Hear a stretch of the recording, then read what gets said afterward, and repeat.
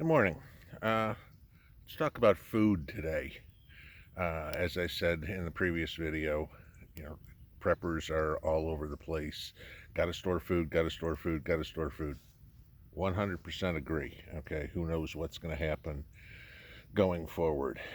The question I pose to you today is, what are you going to do with it now that you have it? Okay, you've got buckets of rice and macaroni and wheat and corn all in mylar bags and plastic buckets, and everything's stored so nice and neatly. And then the day comes that you need it. Okay, and let's just say, for example, it's a power outage. You got an electric stove, you got an electric oven, microwave's electric. You got no way to cook it. Okay, let's say you have a gas stove. Okay, well, if you're on city gas, power's out, chances are the gas is too. Okay, something happened. Usually they run power lines in close proximity to electric lines. Let's say you're on a propane tank like I am. Okay, that's great. Propane doesn't last forever. I got a 750-gallon tank. Okay, I kind of like to heat my house, heat my water, take a hot shower, do whatever. That's all fine and dandy. Propane's not going to last forever. If we get into a long-term situation where SHTF really happens, there's not going to be a truck coming to refill my propane tank. Okay, I always love the people who say, "Well, I've got a barbecue grill." Great, you got one of these little tanks that's about yay big. Uh, that's going to cook. You know, maybe a week. You barbecue. Oh, it lasts me all summer. How often do you barbecue? Do you barbecue every day of the week? Every meal of every day of the week? No. Barbecue grill probably lasts you 20 barbecues. Yeah, that's about a week. Okay. Then I love the people who come up and go, "Oh, well, I've got sterno." You ever tried to heat anything on sterno? Okay. Maybe you can boil a canteen cup full of water.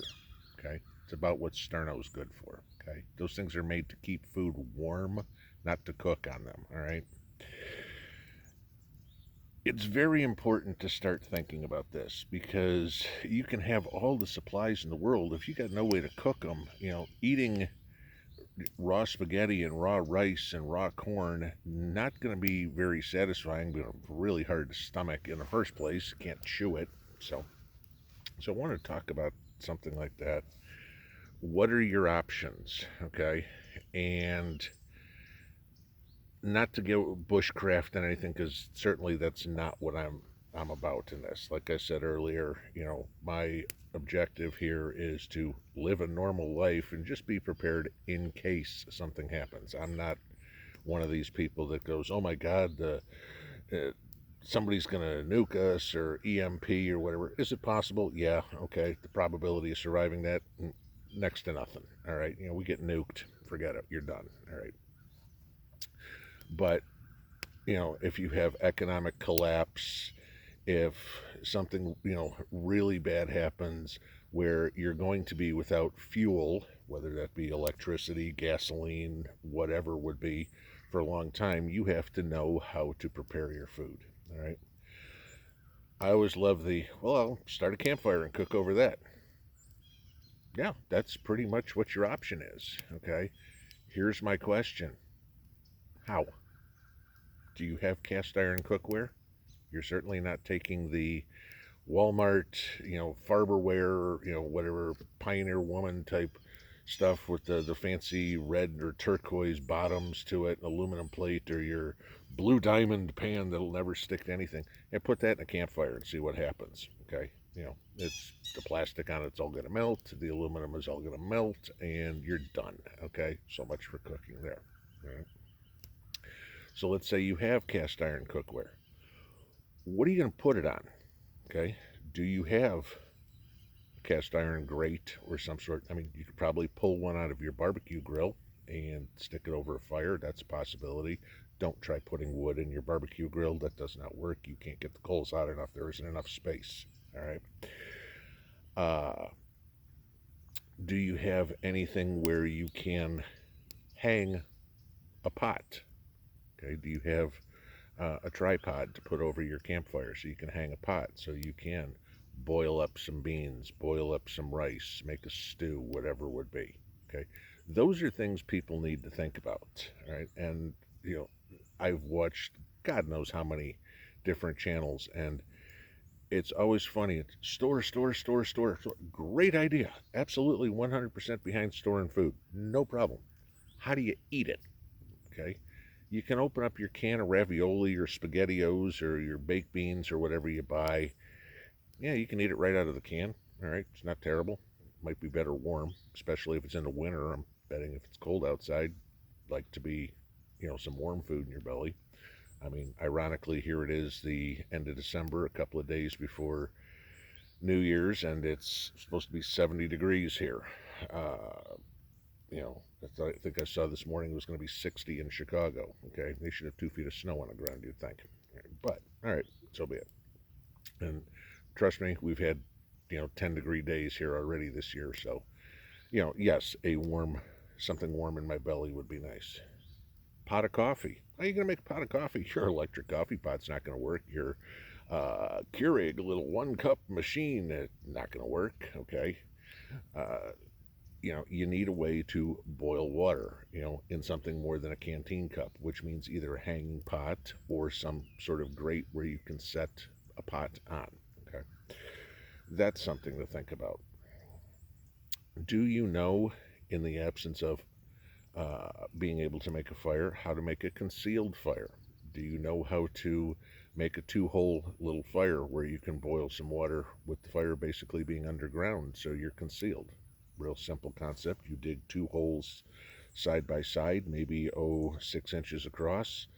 At the very bottom, you dig out on between so you have airflow coming in. You fill it with a bunch of little sticks, light it like the sticks on fire, and you now have a concealed fire that's basically concealed by the ground, and you can put your canteen cup or whatever, maybe a frying pan, small frying pan, cook a couple eggs on it, or at least warm something up over that.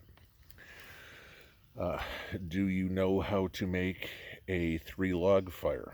Okay, basically take 3 pieces of split wood, about the same height, because you're going to try to lay a pad on top. You're going to space them apart. Okay, figure 1 log. You're going to space it apart. You're going to stuff the middle with sticks. Light the sticks on fire, and the wood will burn from the inside out. All right, but in the meantime, while it's still stable, you can put your frying pan or whatever on top of it, and you've got, depending on the type of wood, hopefully you're finding hardwood or something that'll burn a little hotter and longer. You need those BTUs, but put something on top there where you can cook. Okay. Those are things people never mention. I never see any conversations about how to cook your food. Okay, there's all the great comments of, oh, how to catch your food, how to store. Well, there's not even really how to store your food that you catch, but how to store your food. Yeah, wonderful. Mylar bags are great. Can't eat them. All right. You know, make sure you have a plan to cook your food. All right, some way to do it. I can't drill this home enough because you can have all the beans in the world that you want, but you know, go look at your beans. They're hard as a rock. You could use them as BBs. All right, you ain't eating those. All right, figure out how you're gonna cook them. Do you know how long you have to soak beans before you can eat them? Do you know what nixtamalization is? All that corn that you have upstairs ain't going to do you a whole lot of good if you don't know how to nixtamalize it, and so you can make it into masa, so you can actually make dough out of it. Because otherwise, if you go do a little research on it, you will see that, when the Europeans took the idea back to Europe, a whole bunch of people died from I don't want to say toxins, but the malnutrition they had from eating the unnixtamalized corn. Right? Those are important things. Do you know how to catch your own fish or food? I hear this all the time. Oh, I'm not worried about storing food or cooking food. I'm just going to go hunt what I got. Okay. Do you know how to catch fish? Okay. You know, oh, I'll sit on the dock all day with my fishing pole and I'll catch fish. Great. I fish. I can't tell you how many days, how many weekends I've been completely skunked. Right? I need to eat. Right? Do you know how to set up fish traps? L7 fishing poles, or with a stick and a piece of wire. You can Set up 4 or 5 of those on the creek, the river, the lake, whatever you got nearby you, and go off and do something else. Do you know how to set up traps for squirrels, rabbits, whatsoever? If you don't, you know, that's all time. Are you going to sit in a squirrel stand all day long with your 22 going, okay, I'm going to wait for a squirrel, wait for a squirrel, all right? And all day long, and maybe you don't find a squirrel. But if I can set up, 5 or 6 fishing poles on the lake, and if I can set up 5 or 6 snare traps out in my yard, chances of me catching something are a lot better than you sitting with your 22 trying to shoot one thing. Okay, and while my 10 lures are working, I maybe am tending my garden or cutting firewood or any of the other multitude of tasks that need to get done. You know, the funny one I always love is when somebody goes, "Oh yeah, I'll go shoot a deer and then I'll have food for weeks on end." Okay, I'm assuming if you know how to hunt deer, you know how to process a deer. Do you have the material that you need to process your deer? Remember, if you have no power, you have no refrigeration.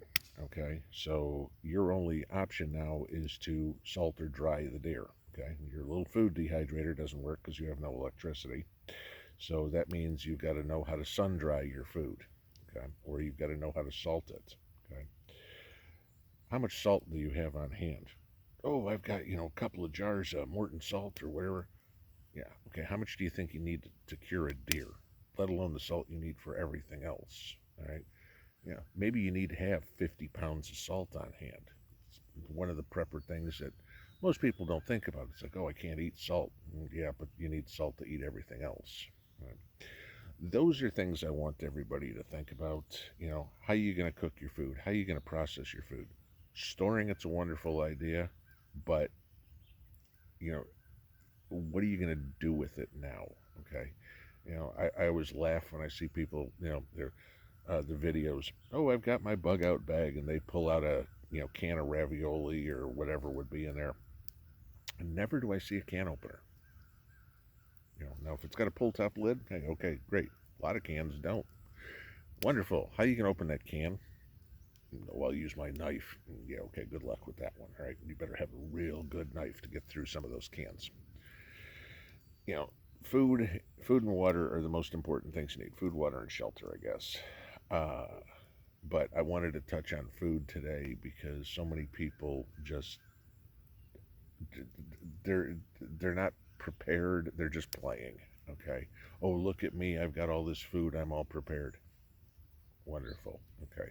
How you gonna eat? Just something for everybody to think about. Hope you have a wonderful day. Pinball out.